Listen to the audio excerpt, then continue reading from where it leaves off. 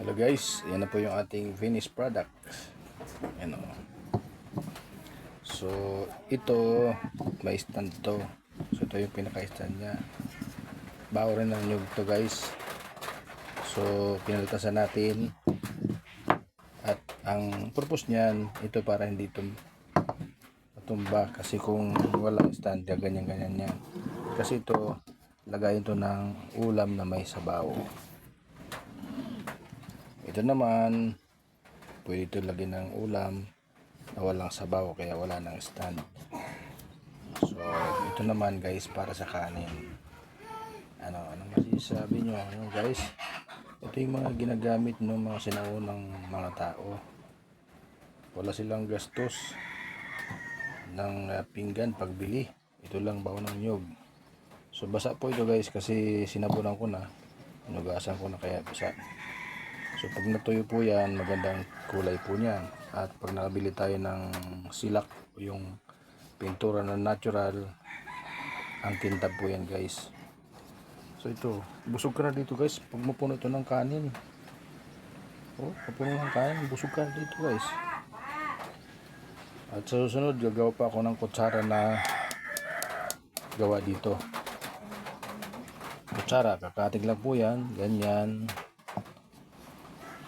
Pagkating lang ganon. Try natin. Pwede na ito gawing sandok guys.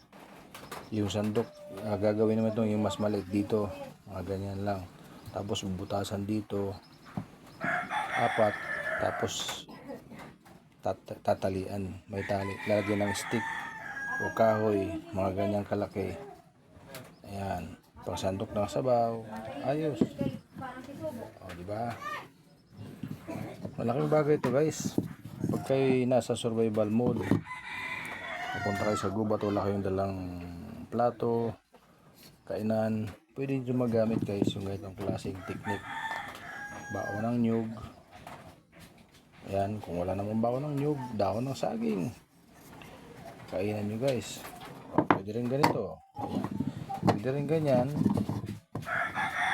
Pwede rin siyang ganyan. Pag malaki, ito, pwede siya magamit na ganyan, oh. Hindi na siya matatapon basta-basta. Ano naman dyan guys, kanila, yan, pwede siya. O, diba? So, ganyan lang po guys. Yan. Para sa sabaw, ulam na may sabaw. Ito, pwede ito sa tubig, inumin. Ito, ginagamit ito sa inumin. Ayan. Ayan guys, oh. So gagawa pa ako ng ganito. Isa pang gagawin kong ganito guys. Para sa ulam, sabaw, tsaka ulam. Tapos ito naman sa kanin lang ito, exclusive sa kanin. Kaya kahit wala ng stand, kasi hawakan lang naman to eh. Guys, sana meron kayong natutunan guys. Gagamitin lamang ang ating talino at kaisipan ay makagawa tayo ng mga bagay na maganda, no? So yan guys, so kinis po yan. So pag magkaroon tayo ng pera, yung silak na pintura, yung natural pampakintab, ang ganda po nito guys. Ayan.